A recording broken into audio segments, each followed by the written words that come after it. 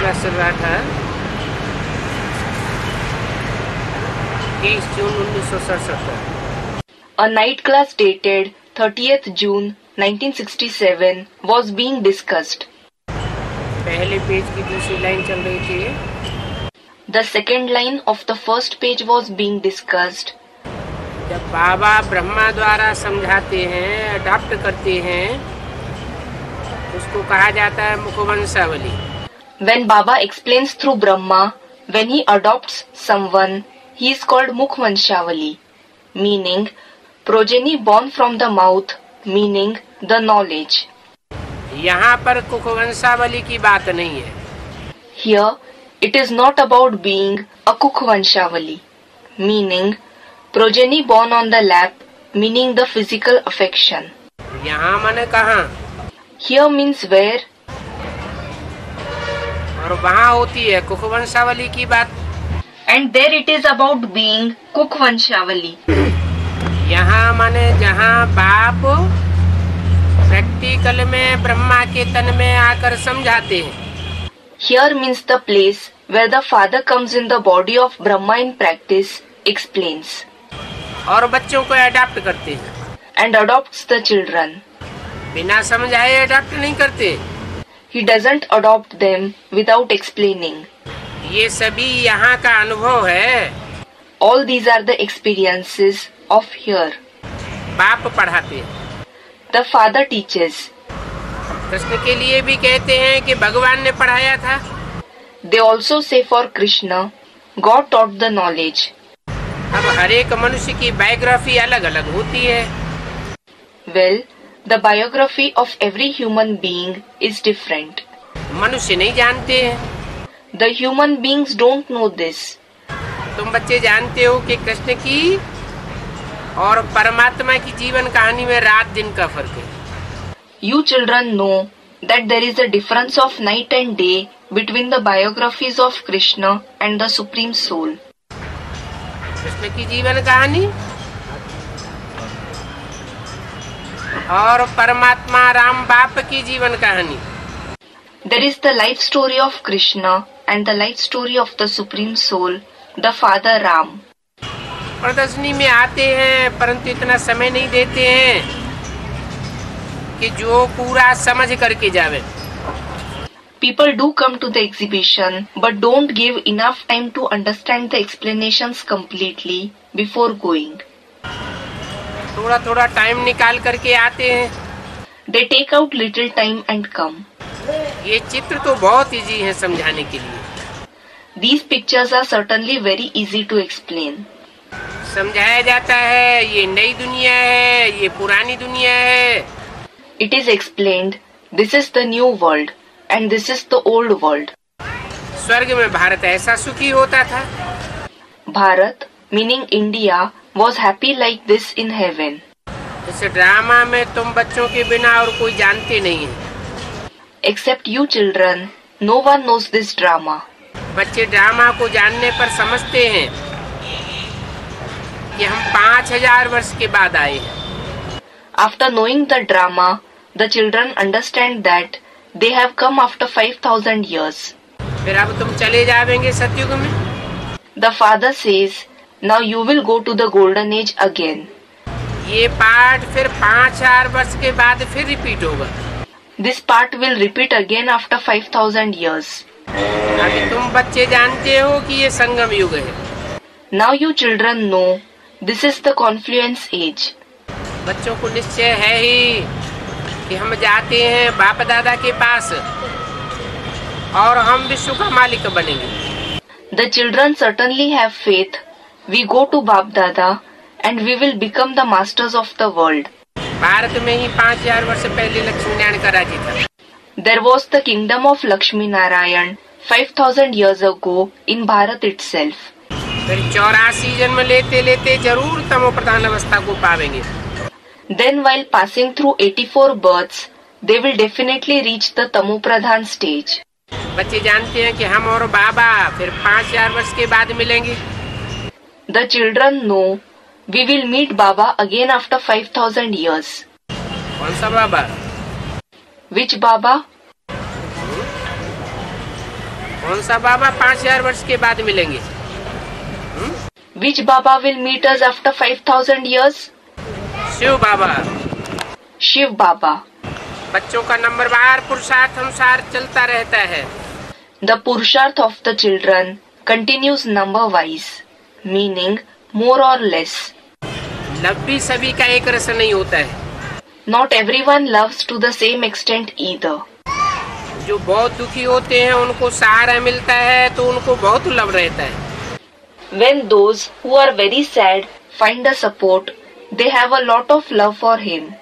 मंदिरों में तो शिव शंकर इकट्ठा कर लेते हैं। In the temples, they combine Shiv and Shankar.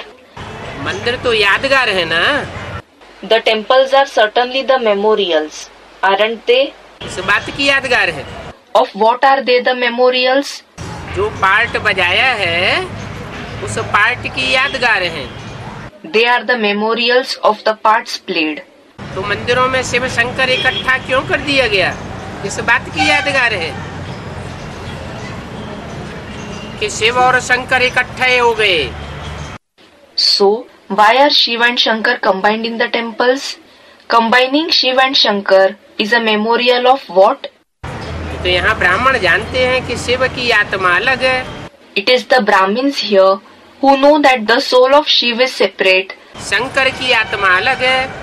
The soul of Shankar is separate. दोनों का पार्ट अलग अलग है। The parts of both of them is different. Shiv कल्याणकारी, Shiv is beneficial. Shankar संहारकारी। Shankar is a destroyer. Shiv का लिंग बनाते हैं। A ling, meaning oblong shape, is made as the memorial of Shiv.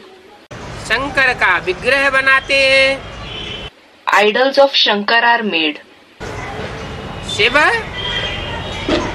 ज्योति बिंदु स्वरूप दिखाते हैं। Shiv is shown in the form of a point of light. Somnath मंदिर में भी शिवलिंग दिखाया था तो उसमें हीरा स्टार मिसल दिखाया गया। A star-like diamond was shown in the Shivling at the Somnath temple as well. Shivling, meaning oblong-shaped stone worshipped all over India as a symbol of Shiv in the path of bhakti. Somnath temple, meaning a temple in Gujarat, India. और शंकर को याद में बैठे हुए दिखाते हैं। And Shankar is shown sitting in remembrance. इसकी याद में बैठते हैं। In whose remembrance does he sit? जो भी पुराने मंदिर हैं उनमें बीच में शिवलिंग होता है और दीवालों में चारों ओर देवताओं की मूर्तियां रखी हुई हैं। In all the old temples, the Shivling is placed in the center and the idols of deities are placed, meaning shown in the walls all around it. उससे क्या साबित होता है? What does this prove? सब किसको याद कर रहे हैं? Whom are they all remembering? एक शिव को याद करते हैं। They remember the one Shiv. उन याद करने वालों में मुख्य स्थान शिव का शंकर का रखा हुआ है। Among those who remember him, Shankar is placed in the main position. Shankar को भी याद में बैठा हुआ दिखाते हैं। Shankar is also shown to be sitting in remembrance. फिर और देवताओं को तो शिव के साथ नहीं मिलाई दिया। But the other deities have not been combined with Shiv. किसको मिलाई दिया? Who has been combined with Shiv? Shankar को शिव के साथ मिलाई दिया। Shankar has been combined with Shiv. तो ऐसा क्यों किया? So, why did they do so? कोई तो कारण होगा। There must be some reason. क्या कारण हुआ? What is the reason? है? शिव जो बाप है बिंदु बिंदु आत्माओं का, Shiv, the father of the point souls, जो सदैव शिव स्वरूप स्मृति में रहता है, who always remains in the awareness of the form of Shiv, बिंदु रूप स्थिति में स्थित रहने वाला है, who always remains stable in the point form stage. वो जब इस सृष्टि पर आता है, When he comes to this world, तो कोई बच्चा तो पहले पहले बाप समान ज्योति बिंदु रूप धारण करता होगा। there will certainly be some child who takes on the form of a point of light like the father. जो बच्चा बाप समान बीज रूप स्टेज धारण करता है। The child who assimilates the seed form stage like the father. सदा शिव के साथ विश्व कल्याणकारी का पार्ट बजाता है। The one who plays the part of being beneficial to the world along with Sada Shiv. Sada means always. Shiv means beneficial. उसकी यादगार में शिव और शंकर को इकट्ठा कर दिया गया।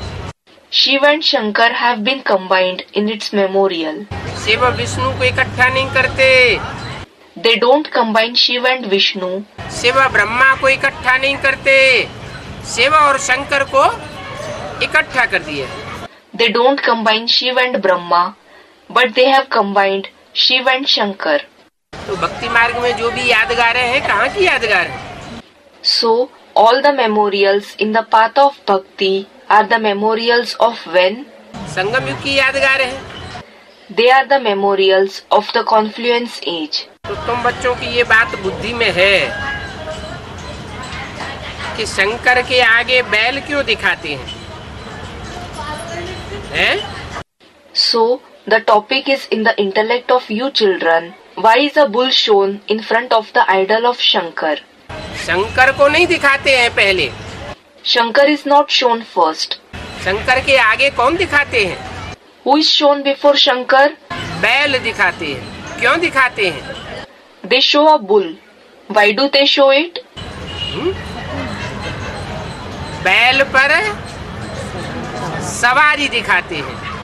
He, meaning Shankar, is shown riding a bull. कोई भी देवता होता है तो उसकी सवारी उसके साथ ही दिखाई जाती है। The vehicle of any deity is shown along with that very deity. Saraswati की सवारी उनके साथ हंस दिखाया जाता है। The vehicle of Saraswati, a swan is shown with her. देवी की सवारी उनके साथ सिंह दिखाया जाता है अथवा बाघ दिखाया जाता है। बागंबरी देवी कहते हैं। The vehicle of a Devi, meaning a female deity, a lion or a tiger, is shown with her. She is called Baghambari Devi. Ganesh की सवारी चूहा दिखावेंगे। A rat is shown as the vehicle of the deity Ganesh. Kartikeya सवारी मयूर दिखाते हैं। A peacock is shown as the vehicle of Kartikeya. Ganga की सवारी मगरमच्छ दिखाते हैं। A crocodile is shown as the vehicle of Ganga. Shankar के साथ किसको दिखाया? बैल को दिखाते। Who is shown with Shankar? A bull is shown. इसका क्या मतलब हुआ? What does it mean? बैल तो जानवर की निशानी है। In fact, a bull represents an animal. दिखाते हैं कि बैल पर छलांग लगा के चढ़ते हैं। It is shown that he jumps and climbs over the bull. नहीं तो बैल पर कैसे सवार होते हैं? Otherwise, what is the way of mounting on a bull? छलांग का मतलब क्या हुआ? What is the meaning of a jump? एक होता है पुरुषार्थ में चलना। One thing is to walk in Purusharth, meaning spiritual efforts. एक होता है पुरुषार्थ में दौड़ना। Another thing is to run in Purusharth. एक होता है पुरुषार्थ में उड़ना। One thing is to fly in Purusharth. और एक होता है हाई जंप लगाना। And another thing is to take a high jump in Purusharth. तो दिखाते हैं हाई जंप लगा करके बैल पर सवार हो जाते हैं। So, it is shown that he takes a high jump and climbs on the bull. मना जो बैल की वृत्तियां हैं उन वृत्तियों पर उन्होंने सवारी कर ली। It means he climbed over, meaning controlled the instincts of a bull. Shiv के आगे बैल नहीं दिखाते हैं। A bull is not shown in front of Shiv. Shankar के आगे दिखाते हैं। It is shown in front of Shankar. क्या? What? क्यों शिव के आगे बैल नहीं दिखाते? Why isn't a bull shown in front of Shiv? इसका मतलब क्या हुआ? What does it mean? Shiv के मंदिर जहाँ होते हैं, शिवलिंग बना होता है, शंकर की मूर्ति नहीं होती है, वहाँ बैल नहीं दिखाते। At places where there are the temples of Shiv, a Shivling is made. There aren't the idols of Shankar. Isn't a bull shown there? दिखाते तो है, लेकिन यहाँ बोल दिया शिव के आगे नहीं दिखाते हैं। It is certainly shown, but here it was said in the Murli, it is not shown in front of Shiv. इसका मतलब जहाँ शिव बोला है वो भी लिंगाकार रूप है। It means when it is said Shiv here, he too is in the form of a ling. वास्तव में असली रूप ज्योति बिंदु है। Actually, his real form is a point of light. बिंदु का बड़ा आकार लाइट का गोला है। The bigger form of a point is a ball of light. जो लाइट का गोला है वो ज्ञान का प्रकाश है। The ball of light is the light of knowledge. वो ज्ञान का प्रकाश साकार के द्वारा प्रतिबिंबित होगा या बिंदु के द्वारा प्रतिबिंबित होगा? Will that light of knowledge be reflected through the corporeal one or the point? ज्ञान कैसे आवेगा? How will knowledge come? ज्ञान का प्रकाश अनुभव में कैसे आवेगा? How will the light of knowledge be experienced? मुसलमान लोग तो कहते हैं अल्लाह मियाँ ने ये फरमाया, अल्लाह मियाँ ने वो फरमाया। The Muslims say, Allah Miya said this, Allah Miya said that. परंतु अल्लाह मियाँ जो फरमाते हैं वो क्या ऊपर से आ जाती है? But when Allah Miya speaks, does a voice come from above? Allah meaning God. Miya means master, a term for God among Muslims. कोई साकार के द्वारा फरमाते होंगे ना? He will certainly speak through some corporeal one, won't he? तो जो साकार लाइट का रूप है वो साकार शरीर की यादगार है जिसमें वो ज्योति बिंदु प्रवेश करता है। So, the physical form of light is the memorial of the real body in which the point of light enters. प्रवेश करके उसके द्वारा ज्ञान की लाइट संसार में फिकती है, पहुंचती है। After entering that body, the light of knowledge is spread in the world. It reaches the world through it. तो लिंग आकार हो गया शंकर का रूप, विग्रह है, और उसमें प्रवेश करने वाला हो गया ज्योति बिंदु। So, the shape of a ling, an idol is the form of Shankar, and the one who enters him is the point of light. उसको कहते हैं Shiv Shankar Bholenath. He is then called Shiv Shankar Bholenath, meaning the Lord of the innocent ones. उनकी सवारी दिखाते हैं बैल। A bull is shown as his mount. बैल कौन है? Brahma. Who is a bull? Someone said Brahma. बैल कहो, घोड़ा कहो, बात एक ही है। Call him a bull, a horse, it is the same thing. घोड़ा कहा जाता है मन रूपी घोड़ा। Horse means mind in the form of horse. हर आत्मा की जैसे 3 शक्तियां हैं, मन बुद्धि संस्कार। Just like every soul has 3 powers, the mind, the intellect and the sanskars, meaning personality traits. वैसे परमात्मा बाप शिव की भी 3 शक्तियां हैं। In the same way, there are 3 powers of the Supreme Soul, the Father Shiv as well. Brahma, Vishnu और Shankar. Brahma, Vishnu and Shankar. तो ब्रह्मा रूपी मन को कंट्रोल करने के लिए शिव शंकर में प्रवेश करते हैं। So, in order to control Brahma in the form of the mind, Shiv enters Shankar. सिर्फ मन को ही नहीं कंट्रोल कराते, सारी इंद्रियों को कंट्रोल कराते हैं।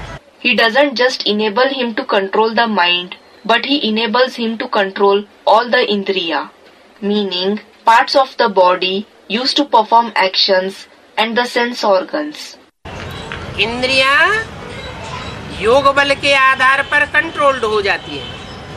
The indriya are controlled with the help of yog bal, meaning the power of yog. जो कंट्रोल्ड हुई इंद्रियां हैं वो मन के आधार पर कंट्रोल्ड होती है। The indriya in control are controlled with the support of the mind. मन अगर कंट्रोल में नहीं है तो इंद्रियां कंट्रोल में नहीं होंगी। If the mind is not under control, the indriya will not be in control. मन कंट्रोल में है तो इंद्रियां भी कंट्रोल हो जाती। If the mind is under control, the indriya are also controlled. तो मूल है Brahma. So, the main one is Brahma. लगाम बुद्धि की कसी हुई होगी तो मन कंट्रोल में होगा। If the rein of the intellect is kept tight, the mind will be under control. लगाम ढीली छोड़ी जाएगी तो घोड़ा कुलाचे मारता हुआ कहीं का कहीं ले जाएगा। If the reins are let loose, the horse will leap and take us somewhere far away. तो शंकर के आगे बैल ये निशानी है। So, there is a memorial of a bull in front of Shankar. ये है सभी भक्ति मार्ग की बातें जो भक्तों की समझ में नहीं आती है। All these are the topics of the path of bhakti which the devotees are unable to understand. वो तो ऐसे ही सिर्फ रख देते हैं। They simply keep a bull in front of Shankar. आज से हजारों वर्ष पहले ऋषि मुनियों ने जो पहाड़ों की गुफाओं में चित्रकारी की थी, Thousands of years ago, the sages and saints drew pictures in the caves in mountains. उस चित्रकारी के आधार पर जो शास्त्र बने, The scriptures that were prepared based on those paintings उन शास्त्रों का इंटरप्रिटेशन उन्होंने जैसा समझा वैसा किया। were interpreted by them, meaning people the way they understood it. असली बात तो बाप आकर के समझाते हैं। ये शंकर के आगे बैल क्यों दिखाया गया है? It is the father who explains the real thing after coming about why a bull is shown in front of Shankar. बैल ये निशानी क्यों है? Why is there a sign of a bull? बैल और गाय की जोड़ी होती है। There is a couple of a bull and a cow. Krishna के साथ किसे दिखाते हैं? गौओं को दिखाते हैं। What is shown along with Krishna? Cows are shown. Krishna के साथ तो बैल दिखाना चाहिए। A bull should be shown with Krishna. बैल नहीं दिखाया है, क्या दिखाया है? But a bull is not shown. What is shown? गौएं दिखाई है। Cows are shown. अब वो वास्तव में ह्यूमन गौओं की बात है और ह्यूमन बैल की बात है। Now, in reality, that is about human cows and human bulls. Krishna की आत्मा ही बच्चा बुद्धि का पार्ट बजाती है। The soul of Krishna himself plays the part of the one with a childlike intellect. बाबा बताते हैं कृष्ण बच्चा है, राम बाप को कहा जाता है। Baba says, Krishna is a child. The father is called Ram. माना कृष्ण की आत्मा जो कुछ भी बाबा बोलते हैं कृष्ण के अंतिम जन्म के चोले के द्वारा, उसे कृष्ण की आत्मा नहीं समझती है। It means the soul of Krishna, whatever Shiv Baba narrates through the body of Krishna in his last birth, the soul of Krishna doesn't understand it. इसलिए मुरली में बताते हैं मैं तुम बच्चों से बात करता हूँ, ये तो बीच में सुन लेता है। This is why it is said in the Murli, I talk to you children. This one just listens in between. कौन? Who? ब्रह्मा माना कृष्ण की soul. Brahma, that is the soul of Krishna. मैं इससे बात नहीं करता हूँ। क्यों? I don't talk to this one. Why? इससे बात भी करूँ तो कोई फायदा नहीं, ये समझेगा ही नहीं। There is no use even if I talk to him. He will not understand at all. जब समझेगा नहीं तो काम भी पूरा नहीं करेगा। If he doesn't understand, he will not complete the task either. इसलिए मैं तुम बच्चों से बात करता हूँ। This is the reason I talk to you children. तुमसे इसलिए बात करता हूँ कि तुम बात की गहराई को समझ करके प्रैक्टिकल एक्ट में लावेंगे। I talk to you because you will understand the topic in depth and bring it in practice in your acts. और राजयोग के द्वारा इंद्रियों को और इंद्रियों के सरदार मन को कंट्रोल कर लेंगे। And will control the Indriya and the leader of the Indriya, the mind, through Raj Yoga. ये कृष्ण बच्चा सतयुग आदि में सतो प्रधान स्टेज में जब होता है, When this child Krishna is in the Satopradhan stage in the beginning of the golden age, तो बच्चे के रूप में महात्मा का पार्ट बजाता है। he plays the part of a Mahatma, meaning a noble soul in the form of a child. कलयुग के अंत में यही कृष्ण क्या बन जाता है? What does this very Krishna become at the end of the Iron Age? Krishna सो कंस बन जाता है। He becomes Kans from Krishna. Kans, meaning a villainous character in the epic Mahabharata. तुम कंट्रोलर हो कृष्ण रूपी मन के, और मैं तुम्हारे में प्रवेश करके तुमको कंट्रोल करता हूँ। You are the controller of Krishna in the form of the mind, and I enter you and control you. इसलिए कहते हैं Shiv Shankar Bholenath. This is why it is said, Shiv Shankar Bholenath. अब तुम जान गए हो, ये भक्ति मार्ग की बातें हैं। Now you have understood that these are the topics of the path of bhakti. भगवान तो एक ही रचयिता है, God alone is the creator, दुनिया भी एक ही है। and there is only one world. उन्होंने तो समझ लिया है कि ये सूरज चांद सितारे जितने ढेर हैं उन सब में एक एक दुनिया है। They have considered that the sun, the moon, and the numerous stars, they all have a separate world in them. वास्तव में उन जड़ सितारों में कोई दुनिया नहीं होती है। Actually, there is no world in those inert stars. ये तो तुम चैतन्य धरती के सितारे हो। It is you, the living stars of the earth. तुम एक एक सितारे में एक एक दुनिया समाई हुई है। Each of you stars have a world in you. माने तुम्हारे 84 जन्मों के साथ अनेक आत्माओं का कनेक्शन जुटा हुआ है। It means there is a connection of many souls with your 84 births. वो तुम्हारी अपनी दुनिया है। That is your own world. यूं सारी दुनिया एक ही है। As such, there is just one world. भगवान भी एक ही है। And there is one God. शास्त्रों में तो बहुत गपोड़े हैं। There are many gossips in the scriptures. लिखा है चंद्रमा पर देवताएं निवास करते हैं। It is written, deities reside on the moon. अब चंद्रमा पर तो साइंसदान होकर के वापस लौटे आए। Well, the scientists visited the moon and came back. वहाँ तो कोई जीव जंतु मिला ही नहीं। There, they did not find any living creature at all. कोई देवताएं मिले क्या? कुछ भी नहीं मिला। Did they find any deities there? They did not find anything. ये कुदरत है। This is nature. वो साइंस घमंडी समझते हैं कि एक एक सितारे में दुनिया है। The egotistic scientists think that there is a world in each star in the sky. तो वहाँ पहुँचने की कोशिश करते हैं। So, they make an attempt to reach there. समझते हैं हम वहाँ प्लाट खरीदेंगे। They think that they will buy a plot there.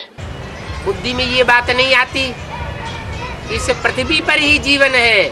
It doesn't come in their intellect that life exists on the earth alone.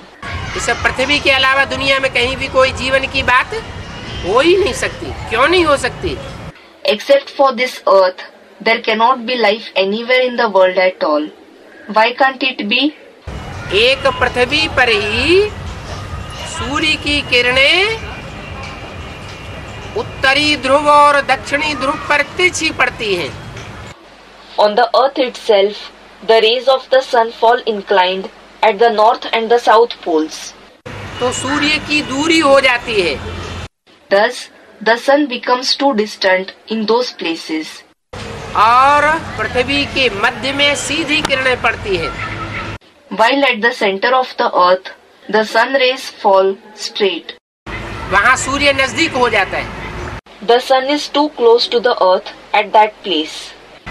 तो ऐसी exact जहाँ नजदीकी है सूर्य के साथ, वहाँ मनुष्य जीवन है। So, human life exists at the place where there is exact, meaning the right closeness to the sun. पृथ्वी के उत्तरी ध्रुव और दक्षिणी ध्रुव पर ही कोई जीवन नहीं है। When there is no life at the north and the south poles of the earth, तो और सितारे तो कितनी दूर हैं और कितने नजदीक हैं। the other stars are either too far or too close. इसके To whom? सूर्य के। To the sun. तो वहाँ तो जीवन होने का सवाल ही नहीं। So, there is no question of existence of life there at all. सिर्फ एक पृथ्वी का थोड़ा सा हिस्सा है जहाँ जीवन है। Life exists only on a small part of the earth. वो तो अपने बुद्धि के घमंड में है। They, meaning the scientists, are egotistic about their intellect. अभी बुद्धिमानों की बुद्धि बाप आकर के बताते हैं। Now, the intelligence of the intelligent ones, the Father comes and tells us कि और कोई सूरज चांद सितारों पर दुनिया नहीं है। that there isn't any other world on the sun, the moon and the stars. सब इसी मानवे में है। All are on this very stage. ये बेहद का ड्रामा है। This is the unlimited drama. ये बात भी तुम बच्चे जानते हो You children also know this. कि सबसे ऊपर है शिव बाबा। Shiv Baba is above all. ऊपर है? Is he above? हैं? Someone said he is elevated. ऊपर माना श्रेष्ठ है। Does above mean he is elevated? माना ऊपर नीचे दाएं बाएं आगे पीछे की बात नहीं है। Does it mean that it isn't about above, below, right, left, front and back? श्रेष्ठ और भ्रष्ट ये इस दुनिया की बात है। Is the topic of being elevated and corrupt about this world? ये शिव बाबा का जो लोक है, आत्मलोक, शिवलोक, ब्रह्मलोक, पारलोक, वहाँ की बात है। Or is it about the abode of Shiv Baba, the soul world, Atma Lok, the abode of Shiv, Shiv Lok, Brahma Lok, Parlok, meaning the world beyond? इस दुनिया की बात है। शिव बाबा कहाँ का है? It is about this world. Where is Shiv Baba a resident of? Shiv कहाँ का है? Where is Shiv a resident of? वो तो परमधाम वासी है। Actually, he is the resident of Param Dham, meaning the supreme abode. तो जो परमधाम वासी है वो कहाँ है? परमधाम। So, the one who is the resident of Param Dham, where is that Param Dham? ऊपर है, नीचे है, दाएं है, बाएं है, सामने है, पीछे है, कहाँ है? Is it above, below, to the right, to the left, in front or behind? Where is it? हैं? इसी सृष्टि पर परमधाम होता है, बाकी नहीं होता कहीं। Someone said, in this very world. Is Param Dham in this very world? Isn't it anywhere else? हैं? परमधाम जो है वो विनाशी लोक है या अविनाशी लोक है? Is Param Dham a perishable world or an imperishable world? हैं? अविनाशी लोक है ना? Someone said, imperishable. It is an imperishable world, isn't it? तो जो अविनाशी लोक है वो अगर इसी सृष्टि पर है, So, if the imperishable world is in this very world, meaning physical world, मान ले कि माउंट आबू पे हो तो अभी है। suppose it is at Mount Abu, so is it present now? हैं? Someone said, it is not present now. अभी तो नहीं है, तो विनाशी हुआ अविनाशी हुआ? It is certainly not present now. Then, is it perishable or is it imperishable? तो विनाशी हो गया। Then it is perishable.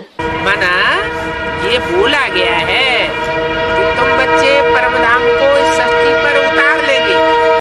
It means it is said that you children will bring down Param Dham to this world. इसका मतलब ये हुआ कि तुम संगठित रूप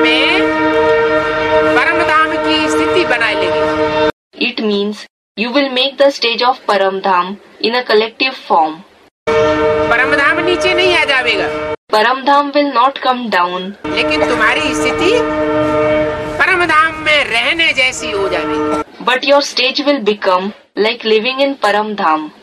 जैसे परमधाम में स्टेज होती है निराकारी, निर्विकारी, निरहंकारी, निसंकल्प स्टेज, ऐसे तुम बच्चों की स्टेज बन जाएगी।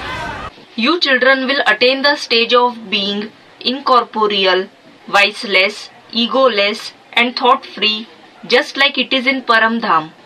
बाकी जो असली परमधाम है वो सूरज चांद सितारों की दुनिया से, पांच तत्वों की दुनिया से परे है। However, regarding the real Paramdham, is it beyond the world of the sun, the moon and the stars, the world of 5 elements, या इस पांच तत्वों की दुनिया के अंदर हो सकता है? or can it be in this world of 5 elements? ये पांच तत्वों की दुनिया से परे है परमधाम। Paramdham is beyond this world of 5 elements. ये पृथ्वी है गोल, This earth is round. पृथ्वी के चारों ओर वायुमंडल है, There is a sphere of atmosphere all around the earth. वायुमंडल के चारों ओर स्पेस है, vacuum, There is space, vacuum all around the atmosphere. और स्पेस के चारों ओर, And all around the space, space के अंदर वैक्यूम है, उसमें तो सूरज चांद सितारे दिखाई पड़ते हैं। there is vacuum in the space. The sun, the moon and the stars are visible in it. उस स्पेस के चारों ओर परमधाम है, All around the space, there is Paramdham, जहाँ सिर्फ प्रकाश ही प्रकाश है और कुछ नहीं। where there is light and only light and nothing else. तो चारों ओर परमधाम हुआ या ऊपर नीचे हुआ? So, is Paramdham all around or is it above or below? पृथ्वी गोल, उसके चारों ओर वायुमंडल, The earth is round, there is a sphere of atmosphere all around it. वायुमंडल के चारों ओर space, There is space all around the atmosphere. सूरज चांद सितारों की दुनिया, The world of the sun, the moon and the stars. और उसके चारों ओर परमधाम, And all around it, there is Paramdham, प्रकाशित लोक, अखंड फैला हुआ है, an illuminated abode which is spread endlessly. असीम है। It is unlimited. तो ऊपर नीचे की बात है क्या? So, is it about above or below? ऊपर नीचे की बात नहीं है। It is not about above or below. जो आत्मा जितनी बौद्धिक पावर में सूक्ष्म होगी, तीक्ष्ण होगी, The subtler or sharper the intellectual power of a soul is, वो आत्मा पृथ्वी के वायुमंडल से, पृथ्वी के पांच तत्वों के वाइब्रेशन से उतनी ही ज्यादा परे होकर के रहेगी। that soul will remain beyond the atmosphere of the earth, the vibrations of the 5 elements of the earth to that extent. जो भी मनुष्य आत्माएं हैं वो नंबरवार बुद्धिमान है। All the human souls are intelligent, number-wise, meaning have different levels of intelligence. और supreme soul सब बुद्धिमानों की बुद्धि है। And the Supreme Soul is the intelligence of all those intelligent ones.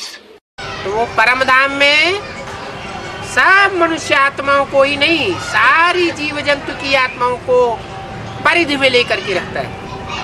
So in Paramdham, he not only takes all the human souls, but he also takes the souls of all the living creatures in his sphere. Prajapita वाली आत्मा भी उसके परिधि में रहती है। The soul of Prajapita also lives in his sphere. Krishna की आत्मा राम वाली आत्मा की परिधि में रहती है। The soul of Krishna lives in the sphere of the soul of Ram. जो भी 500 करोड़ मनुष्य आत्मा है सब एक दूसरे की परिधि में रहने वाली है। All the 5 billion human souls live in the sphere of each other. जैसे नंबरवार आती है वैसे ही नंबरवार वापस जाती है। They go back in the same sequence as they descended from the Supreme Abode. जो पहले नंबर में जाएगा वो सबसे परे रहेगा. The one who goes back first will stay the most beyond. फिर नंबरवार जो जाते रहेंगे उनकी नीची स्टेज होगी.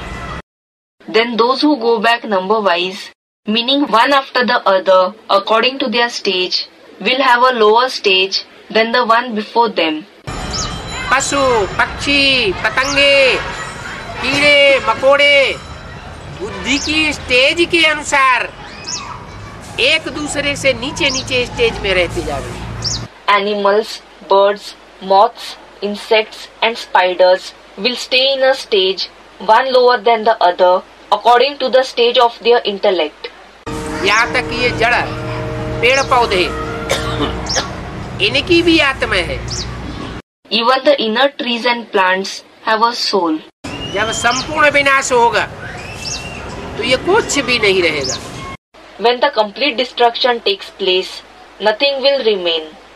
सबकी आत्मा इस 5 तत्वों के वायुमंडल से परे जाकर के टिके. Everyone's soul will go beyond the atmosphere of the 5 elements and stabilize there. कोई पृथ्वी के बहुत नजदीक होंगे और कोई पृथ्वी से बहुत दूर होंगे. Some will be very close to the earth and some will be very far from the earth. बुद्धि के आधार पर ये परिधि बनती है. This sphere is formed according to the power of the intellect. तो बताया है सबसे ऊपर में है शिव बाबा. So it is said, Shiv Baba is above all. बीच में है ब्रह्मा विष्णु शंकर सूक्ष्म वतनवासी. Brahma, Vishnu and Shankar, the residents of the subtle world, are in the middle. और ये सूक्ष्म वतन भी समझाने के लिए अभी रचा जाता है संगम युग में. And this subtle world is created now in the confluence age in order to explain. सदाकाल सूक्ष्म वतन नहीं होता है. The subtle world does not exist forever. वो भी प्रवृत्ति मार्ग दिखाते हैं. They are also shown in the household path. सूक्ष्म वतन का अर्थ भी समझाया है. The meaning of the subtle world has also been explained. बाकी खेल तो यहाँ ही चलता है. Nonetheless, the drama is played here itself. बच्चों को तो बहुत खुशी होनी चाहिए कि हम इतने बड़े ड्रामा के बड़े से बड़े पार्टधारी हैं. The children should certainly feel very happy thinking we are the highest actors of such a big drama. खुद खुशी में होंगे तो किसी को भी खुशी में ला सकते हैं. When you yourself are happy, you can make anyone happy. बच्चे जानते हैं हम अपनी राजधानी स्थापन कर रहे हैं. The children know that they are establishing their capital. अपनी राजधानी स्थापन करने के लिए हम अपना ही तन धन यूज करते हैं. We use our own body, mind and wealth to establish our capital. कोई से हम भीख नहीं मांगते. We don't beg before anyone. Donation नहीं लेते. We don't take donations. जो डोनेशन लेने वाले हैं या भीख पर चलने वाले हैं वो नई दुनिया की राजधानी स्थापन नहीं कर सकते. Those who take donations or those who are sustained on alms cannot establish the capital of the new world.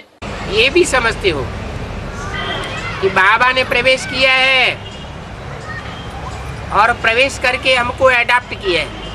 You also understand that Baba has entered and has adopted us after entering. इसमें प्रवेश किया है. Whom has he entered? Prajapita Brahma में प्रवेश किया है. He has entered Prajapita Brahma. और उनमें प्रवेश कर हम बच्चों को अडॉप्ट किया है. And after entering him, he has adopted us children. स्वीकार किया है कि तुम मेरे बच्चे हो. He has accepted us. You are my children. तो बच्चों को निश्चय हिलना नहीं चाहिए. So the faith of the children should not shake. याद नहीं करते हैं तो फिर खुशी नहीं रहती. If you don't remember the father, you don't remain happy. खुशी नहीं रहती है तो निश्चय उखड़ जाता है. When there is no happiness, the faith is uprooted. कब भी कोई भी किसी बात में भी मुझो तो डायरेक्ट बाबा से पूछ सकते हो। If anyone is confused about anything at any time, he can ask Baba directly. कहाँ? माउंट आबू में जाके? Where? After going to Mount Abu? Mount Abu में जाके डायरेक्ट बाबा से पूछेंगे? हैं?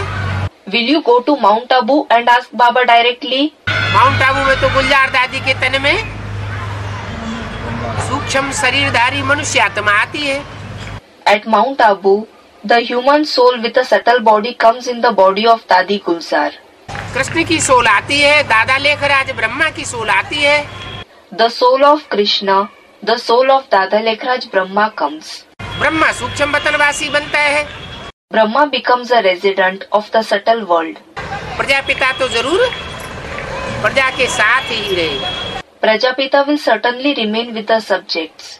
जब तक 500-700 करोड़ प्रजा की एक भी आत्मा सच्ची रूपी रंगमंच पर मौजूद है, तब तक प्रजापिता वापस नहीं जा सकता। As long as there is even a single soul from among the 5 to 7 billion subjects present on this stage-like world, Prajapita cannot go back. सब आत्माओं को साथ लेकर के बाप को वापस जाना है। The father has to go back after taking all the souls along with him. अकेला नहीं जाना है। He should not go alone. बाप के ऊपर जिम्मेवारी है। The father has this responsibility. Krishna की आत्मा मनुष्य शरीर होने के कारण जिस चोले में प्रवेश करती है, तो वो चोला अपनी स्मृति को भूल जाता है। Due to having a human subtle body, the body in which the soul of Krishna enters, that body loses consciousness. गुलजार दादी को याद नहीं रहता कि मेरे में कब प्रवेश हुआ, किसने प्रवेश किया और आकर के क्या बोला। Dadi Gulzar doesn't remember when he entered, who entered her, and what he said after entering her. उनको वो वाणी दोबारा पढ़नी पड़ती है। She has to read that Vani, meaning Avyakta Murli, again. जैसे और भूत प्रेत आत्माएं मानवीय आत्माएं प्रवेश करती है, तो जिसमें प्रवेश करती है उसको कुछ भी स्मृति नहीं रहती। It is just like when the other ghosts and spirits, the human souls enter someone, then the one in whom they enter doesn't remember anything. Shiv की प्रवेशता में और मनुष्य आत्माओं की प्रवेशता में बहुत अंतर है।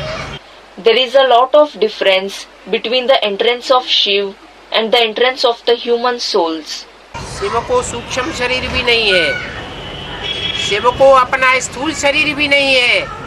Shiv neither has a subtle body, nor does Shiv have his own physical body. वो तो बहुत हल्का फुल्का है। In fact, he is very light.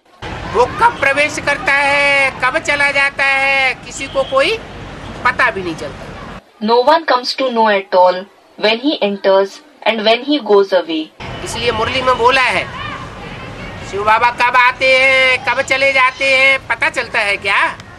This is why it is said in the Murli, does anyone come to know when Shiv Baba comes and when he goes away? इन ब्रह्मा को पता चलता है क्या? इनको भी पता नहीं चलता। Does this Brahma come to know? This one doesn't come to know it either. Brahma को भी पता नहीं चलता, तो औरों को कैसे पता चलेगा? When Brahma himself doesn't come to know, how will the others come to know? गुलजार दादी में तो जब सोल प्रवेश करती है तो उनको झटका लगता है। When the soul of Brahma Baba enters Dadi Gulzar, she experiences a jerk. उसे सबको पता लग जाता है कि प्रवेशता हो गई, लेकिन ये कोई नहीं जानता किसकी प्रवेशता हो गई। Everyone comes to know by it that the entrance took place, but no one comes to know who entered. सब क्या समझते हैं? What does everyone think? Shiv बाबा की प्रवेशता हो गई या बाप दादा की प्रवेशता हो गई। Shiv Baba entered और बाप दादा entered. बाप माने शिव बाप और दादा माने ब्रह्मा बाबा, ऐसे समझ लेते हैं। They think Bap means the father Shiv and Dada means Brahma Baba. अरे ऐसे कहीं समझा जा सकता है कि शिव ने सूक्ष्म पतनवासी ब्रह्मा में प्रवेश किया। अरे, can it be considered that Shiv entered Brahma, the resident of the subtle world, और ब्रह्मा बाबा गुलजार दादी में प्रवेश करते हैं? and Brahma Baba enters Dadi Gulzar? मुरली में तो बोला हुआ है कि मैं सूक्ष्म पतनवासी ब्रह्मा में आता ही नहीं हूँ।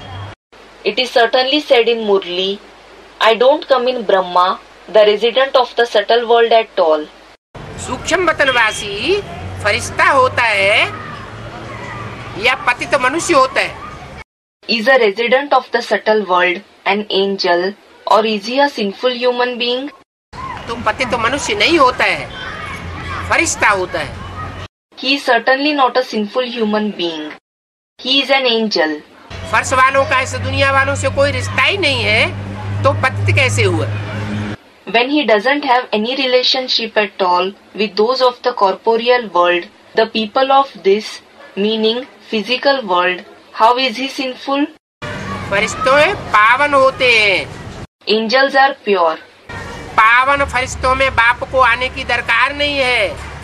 There is no need for the Father to come in pure angels. Shiv Brahma फरिश्ते में नहीं आता है। Shiv doesn't enter Brahma, an angel. किसमें आता है? In whom does he come? पतित मनुष्य तन में आता है। He comes in a sinful human body. यज्ञ के आदि में भी पतित मनुष्य तन में आया था, और अंत में जब एडवांस पार्टी शुरू होती है तो भी पतित मनुष्य तन में ही आता है। In the beginning of the yajna, he came in a sinful human body, as well as in the end, when the advance party starts, he comes in a sinful human body itself. पतित को आकर के उसे पावन बनाना है। He has to make a sinful one into a pure one after coming. हाँ, ये जरूर है। कोई के द्वारा माँ का पार्ट बजाता है, कोई के द्वारा बाप टीचर सदगुरु का पार्ट बजाता है। Yes, it is true that he plays the part of the mother through someone, and through someone else he plays the part of the father, the teacher, and the Sadguru. तो बोला कि कोई भी बात में अगर मुझते हो तो डायरेक्ट बाबा से पूछ सकते हो। So it was said, if you are confused about anything, you can ask Baba directly. कौन से बाबा से?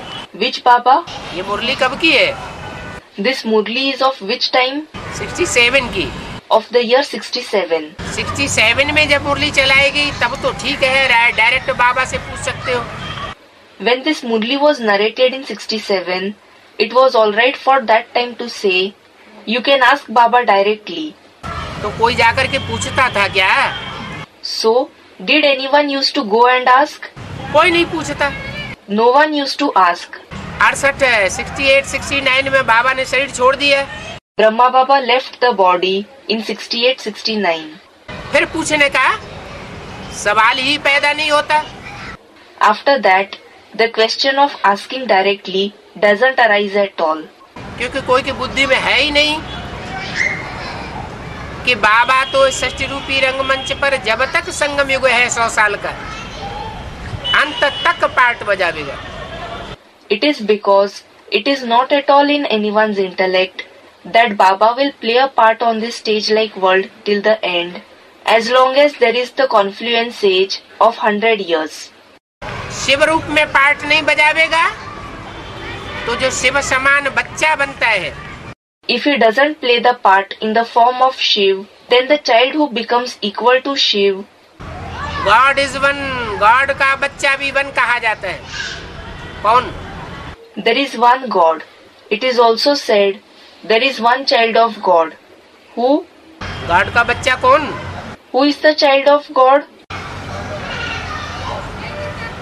God is one Shiv. There is one God, Shiv. तो गॉड का बच्चा भी वन कौन? Shankar. So who is the one child of God? Shankar. तो शंकर ही शिव का स्वरूप हो जाता है। So Shankar himself becomes the form of Shiv.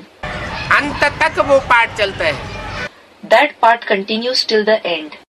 जब तक जीना है तब तक पीना है। You have to drink as long as you live. किस बात में जीना है? Live in what? जब तक देवान में कोई जिंदा बचेंगे तब तक उनको बाप पढ़ाई पढ़ाता रहेगा।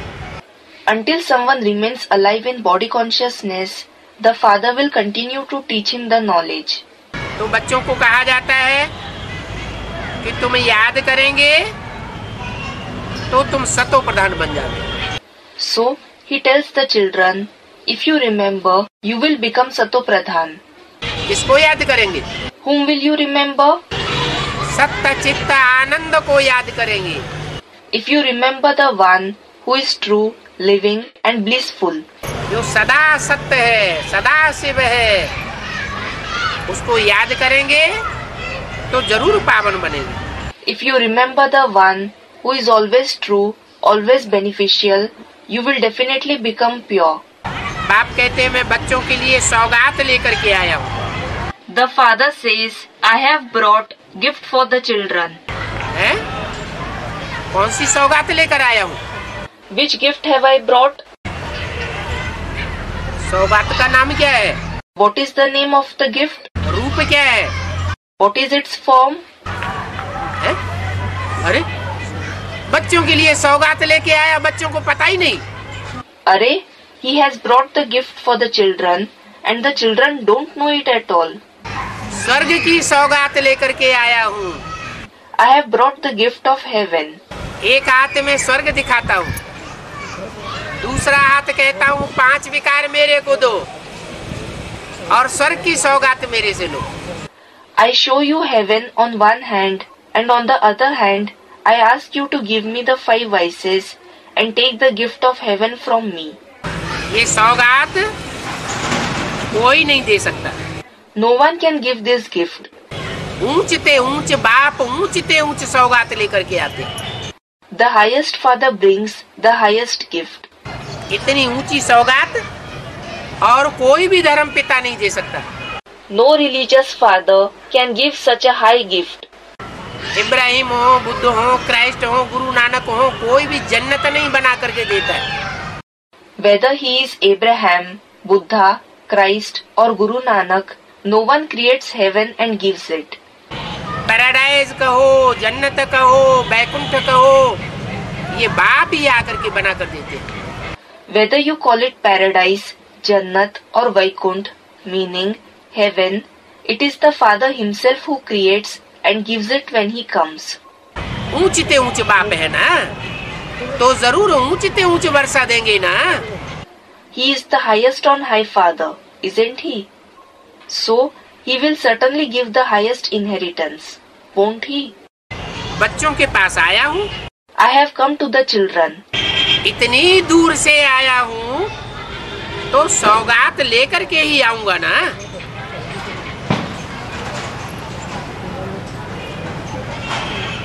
बच्चों के लिए I have come from such a far off place, so I will certainly bring a gift for the children, won't I? बच्चे बच्चे कह करके बात करते हैं तो आत्मा सुनती है। When he says children, children and speaks to them, the soul listens to him. भक्ति मार्ग में बहुत भूले हुए, Many mistakes have been made in the path of bhakti. बताने वाला कोई नहीं है, There is no one to point out at them. दोष तो किसी का भी नहीं है। Actually, it isn't the fault of anyone. समझाया जाता है भक्ति क्या है, ज्ञान क्या है। It is explained what bhakti is and what knowledge is. भक्ति क्या है? What is bhakti? है? भक्ति है अज्ञान। Bhakti is ignorance. ज्ञान क्या है? What is knowledge? ज्ञान है ज्ञानकारी। Knowledge is information. काहे की जानकारी? Information of what? अपने आप आत्मा की जानकारी, The information of our soul. आत्मा के बाप की जानकारी, The information of the father of the souls. और बाप आकर जो रचते हैं उस रचना की जानकारी। And the information of the creation that the father creates when he comes. आकर के क्या रचते हैं? What does he create on coming? स्वर्ग रचते हैं। He creates heaven. नरक की दुनिया खलास करते हैं और स्वर्ग रच करके देते हैं। ऐसे बाप को भूलना क्यों चाहिए? He destroys the world of hell and creates and gives heaven. Why should you forget such Father? भक्ति और ज्ञान, Bhakti and knowledge, दोनों तो नहीं पकड़ सकेंगे। both cannot be grasped together. ज्ञान को पकड़ेगी बुद्धि तो भक्ति लोप हो जाएगी। If the intellect grasps knowledge, bhakti will vanish. बुद्धि अगर भक्ति को पकड़ेगी तो ज्ञान लोप हो जाएगा। If the intellect grasps bhakti, knowledge will vanish. या तो ज्ञानी या तो भगत। Someone will either be knowledgeable or a devotee. Brahma का दिन है तो ज्ञान है, When it is Brahma's day, there is knowledge. ज्ञान की रोशनी है। There is the light of knowledge. Brahma की रात है तो भक्ति है। When it is Brahma's night, there is bhakti. ज्ञान से सदगति होती है, Knowledge brings true liberation. भक्ति से दुर्गति होती है। Bhakti leads to degradation. ज्ञान कहाँ से आता है? Where does knowledge come from? ज्ञान राम बाप से आता है। और भक्ति कहाँ से आती है? Knowledge comes from the Father Ram. And where does bhakti come from? भक्ति रावण के 10 सिरों से आती है। Bhakti comes from the 10 heads of Ravan. अनेकों से आती है भक्ति और एक से आता है ज्ञान। Bhakti comes from many and knowledge comes from the one. तो अनेकों से होती है दुर्गति। So, many lead to degradation. कोई स्त्री हो, अनेकों की भक्ति करनी पड़ती हो। Suppose there is a woman, if she has to perform the bhakti, meaning worship of many, अनेकों को मानती हो she believes in many, तो दुर्गति होगी, सदगति होगी। then will she be degraded or will she attain true liberation? दुर्गति होती है। She will be degraded. बाप कहते हैं ये स्लोगन टांग दो हर घर में। The father says, hang this slogan in every house. एक श्रीमत से सदगति और अनेक मनुष्य गुरुओं से दुर्गति। The Srimad of the one leads to true liberation and many human gurus lead to degradation. तो फिर दुर्गति का धंधा नहीं करेंगे, Then they will not do the business that leads to degradation. क्योंकि बुद्धि में बैठा हुआ होगा कि अनेकों की भक्ति करेंगे Because it will be seated in their intellect that if they perform the bhakti of many, अनेकों की मान्यता करेंगे, अनेकों की चिरौरी करेंगे, if they believe in many, if they entreat many, अनेकों की महिमा करेंगे तो नीचे गिरेंगे। if they glorify many, they will fall. एक की महिमा करेंगे, एक को ही देखेंगे, एक को ही याद करेंगे तो जरूर सदगति में जाएंगे। If they glorify the one, if they see only the one, if they remember only the one, they will definitely attain true liberation. इसलिए कहते हैं सिर्फ माम एकम याद करो। This is why he says, remember me alone. कोई दूजम को याद नहीं करो।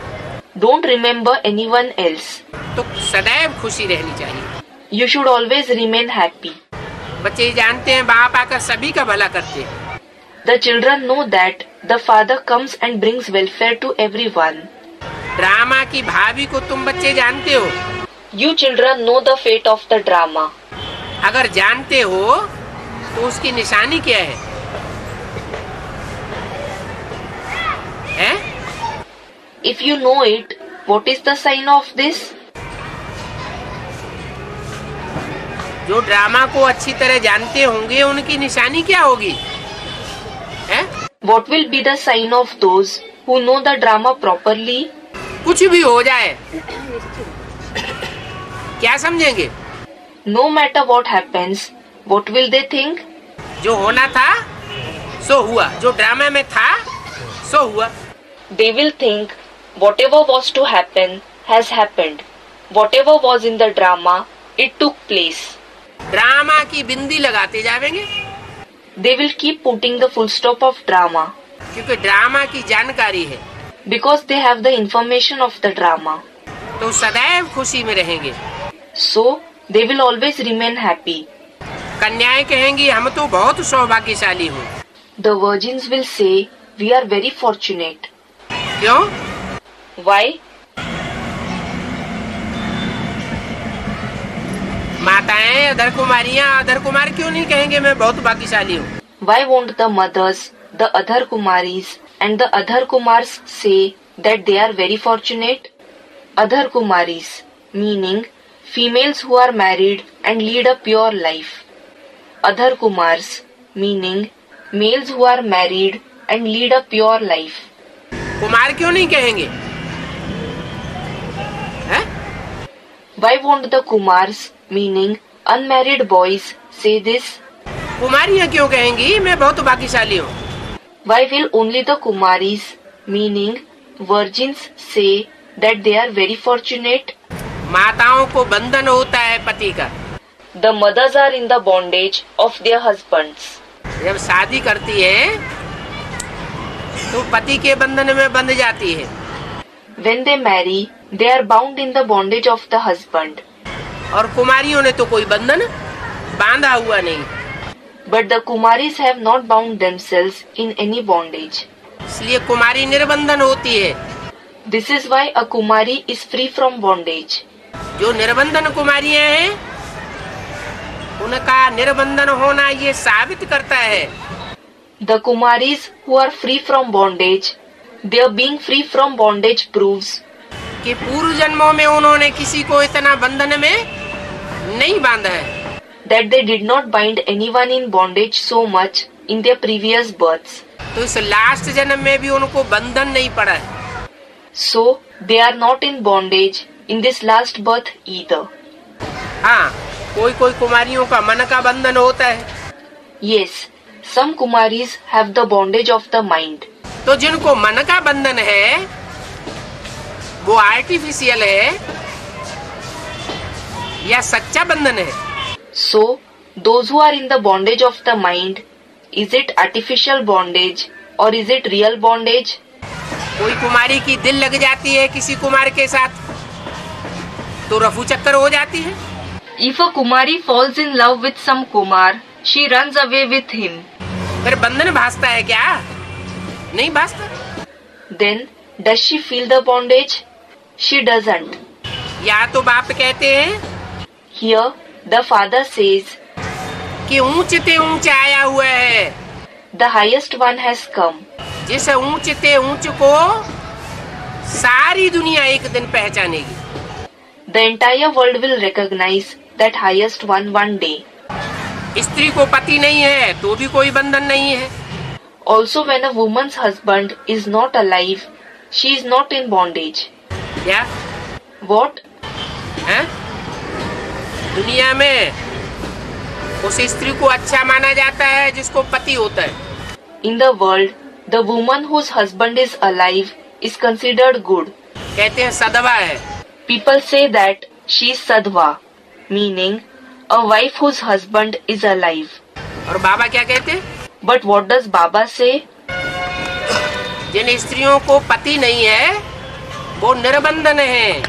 The women who don't have a husband are free from bondage. वो भी सौभाग्यशाली है। अरे They too are fortunate. अरे, क्योंकि कोई बंधन नहीं है। it is because they don't have any bondage. यहाँ पर सभी एक दूसरे के द्रोही हैं। Here, all are each other's enemy. द्रोही.